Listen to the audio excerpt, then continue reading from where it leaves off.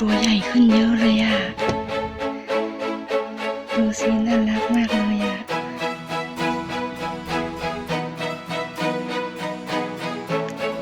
อีกตัวนึงนอนอ่ะเอาลูกใส่กล่องไว้นะเนี่ยแอบถ่ายตอนแม่ไม่อยู่นะคะเนี่ยไม่กล้าจับอะค่ะเดี๋ยวแม่ไม่ได้กินเนาะ